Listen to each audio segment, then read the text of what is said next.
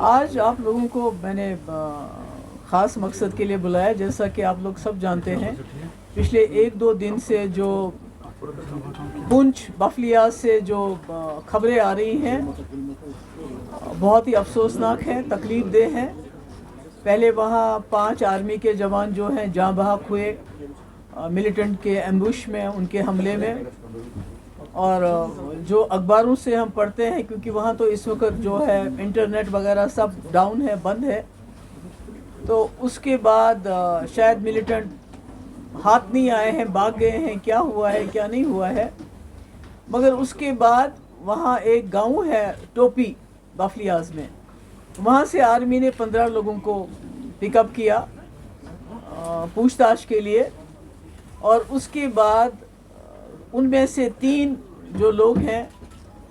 ایک تو سفیر حسین ہے، ایک شوکت حسین ہے، اور ایک محمد شبیر ہے. ان کی ٹارچر کی ہوئی لاشیں وہاں انکاؤنٹر سائٹ کے پاس ہی ملی ہیں. اور جو باقی لوگ ہیں وہ 12 لوگ جو ہیں اسی ٹوپی گاؤں کے، وہ سرن کوٹ کے ہسپتال میں اور پونچھ کے ہسپتال میں بہت ہی بری حالت میں ٹارچر کیے ہوئے ہیں. حالانکہ میں نے ابھی ایک ویڈیو بھی دیکھا، آئی ڈونٹ نو اس کی اوتھینسٹی کتنی ہے، جس میں دکھا رہے ہیں، اس ویڈیو میں جو دیکھا جا رہا ہے کہ آرمی کے لوگ جوانوں کو لٹا کے نیچے ان کے کپڑے اتار کے ان کو پیٹ کے اس میں لال مرچ پاؤڈر ڈال رہے ہیں ان کے زخموں پہ. بہت ہی دل دکھانے والا ویڈیو ہے. تو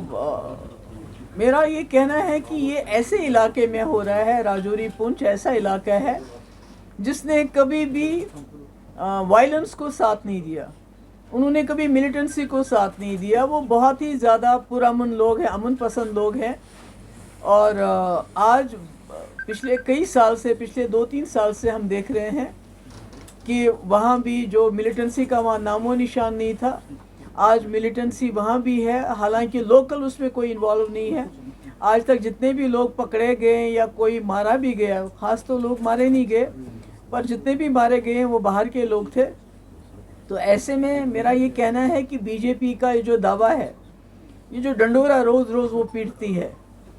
کہ ہم نے جموں کشمیر میں سب کچھ ٹھیک ٹھاک کر دیا ہے، جموں کشمیر کو ایک کھلی جیل تک کے میں تبدیل کرنے کے باوجود، یہاں کے ہزاروں لوگوں کو جیلوں میں ڈالنے کے باوجود، یہاں کے مولویوں کو بھی نہ بخشنے کے باوجود، یہاں کے جرنلسٹ کے جو سچ بولتا ہے اس کو UAP لگا کے جیل میں ڈالنے کے باوجود، یہاں جو مولوی مسجدوں میں ہیں ان کو کیا دعا کرنی ہے کیا دعا نہیں کرنی ہے اس کی بھی ڈائریکشن دینے کے باوجود، یہاں کے ملازموں کو کہ بھائی آپ منہ بند رکھو، اگر آپ کا کوئی بھی پرابلم ہے اس کی بات مت کرو، اس کے باوجود لوگوں کو نوکریاں سے نکالنے سے باوجود، جموں کشمیر کے بالخصوص وادی کشمیر کے لوگوں کا جینا حرام کرنے کے باوجود، آج راجوری پونچھ میں پچھلے 3 سال سے آپ نے دیکھا جوان سے لے کے میجر ہو، کیپٹن ہو، کرنل ہو یا اس سے بھی اونچا کوئی افسر ہو، وہ جاں بحق ہوئے ہیں. اور اپنی ناکامی چھپانے کے لیے بی جے پی کی جو سرکار کی، اگر کسی اور سرکار میں یہ ہوتا تو جو گودی میڈیا جس کو کہتے ہیں، وہ اس وقت اس وقت کی سرکار سے یہ سوال پوچھتا کہ یہ کیوں ہوا. مگر آج بجائے سوال پوچھنے کے انہوں نے 15 لوگوں کو گھروں سے نکال کے ٹارچر کروا کے ان کی جو 3 کی لاشیں جو ہم اخباروں میں پڑھتے ہیں، ہمیں تو، اور جو لوکلی ایک آدھ سے بات بھی ہوئی ہماری،